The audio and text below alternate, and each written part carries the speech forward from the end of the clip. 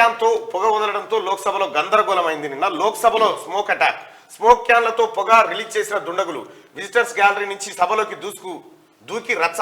భయాందోళనకు గురైన ఎంపీలు ఇద్దరిని చితకబాది పోలీసులకు అప్పగింత. పార్లమెంట్ లో బయటపడిన సెక్యూరిటీ వైఫల్యం. ఒకే సమయంలో సభ లోపల బయట కలకలం. మొత్తం 5 నిందితుల అరెస్టు. పార్లమెంట్ పై టెర్రర్ దాడి జరిగిన రోజే ఘటన. 2001లో జరిగింది టెర్రర్ దాడి.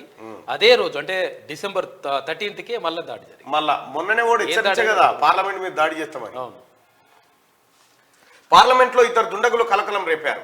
స్మోక్ క్యాన్లతో లోక్సభలోకి ప్రవేశించి దట్టమైన పొగలు రిలీజ్ చేసి అలజడి సృష్టించారు. బుధవారం మధ్యాహ్నం లోక్సభలో 0 అవర్ కొనసాగుతుండగా ఓ దుండగుడు విజిటర్స్ గ్యాలరీ నుంచి సడన్ గా సభలోకి దూకాడు. బెంచీల మీదుగా దూకుతూ స్పీకర్ చైర్ వైపు వెళ్తుండగా కొందరు ఎంపీలు పట్టుకొని చితకబాదారు. విజిటర్స్ గ్యాలరీ నుంచి మరో దుండగుడు స్మోక్ క్యాన్ ఓపెన్ చేసి సభలోకి పొగను వదిలాడు. హఠాత్తుగా జరిగిన ఈ ఘటనతో ఎంపీలు భయాందోళనకు గురయ్యారు. అదే సమయంలో పార్లమెంట్ బయట ఓ మహిళ మరో యువకుడు కూడా స్మోక్ క్యాన్లతో పొగ రిలీజ్ చేస్తూ నినాదాలు చేశారు. ఈ ఘటనలో మొత్తం 5 పోలీసులు అరెస్ట్ చేసినట్టు ఇంకా మీరు ఇదే స్మోక్ బాంగ్ తట్టుకున్న పేలినే అయిపోవచ్చు. ఒక్కడు ఉండకపోవాడా, అది టీమ్ అంటే ఒక్కడు కూడా ఉండకపోవాడా. నేను చూపిస్తా ఈ స్మోక్ బాంబు. ఇక ఇంకా ఇంకోటి ఎత్తుకొని పోయాడు, మొత్తం ఎత్తుకొని పోయాడు, దుంకిండు. స్మోక్ బాంబుకు సంబంధించి ఇగో ఇట్లున్నాయి.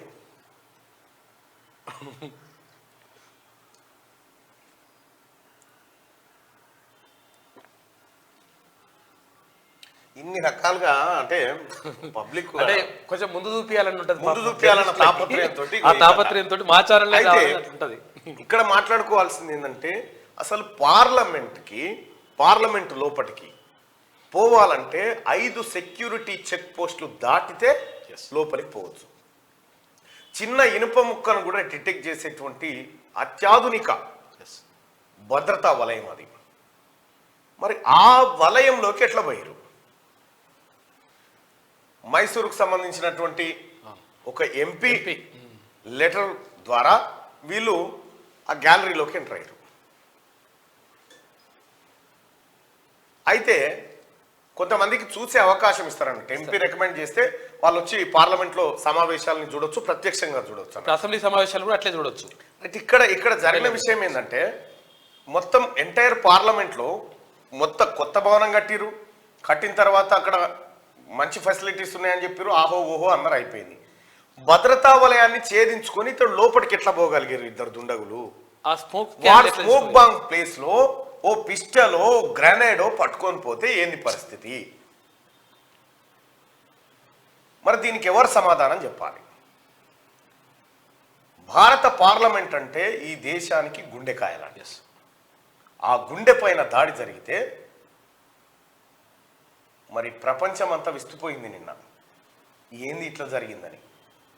గతంలో పార్లమెంట్ పైన దాడి జరిగినప్పుడు ఇప్పుడు పెద్ద తేడా ఏం లేదు. వాడేమో బయటికి వచ్చి అప్పుడేమో అంబాసిడర్ కార్ వేసుకొని వచ్చి కాల్పులు జరిపిరు, ఆ ఘటన అయిపోయింది. ఇప్పుడు మళ్ళీ ఇదే ఘటన.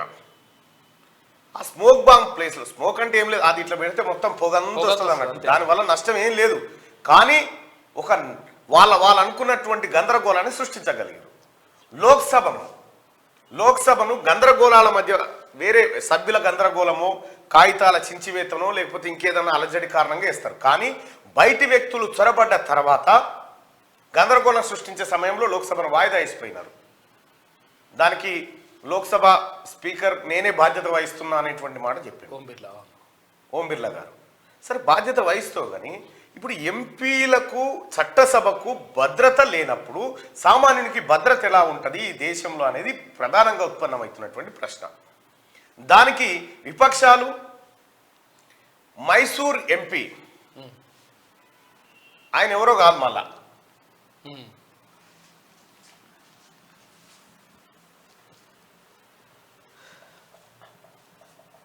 కర్ణాటక నుంచి Mysore MP Pratap Singh, BJP MP. ఈయన బీజేపీ ఎంపీ పాస్ తీసుకొని లోపలికి వచ్చారు.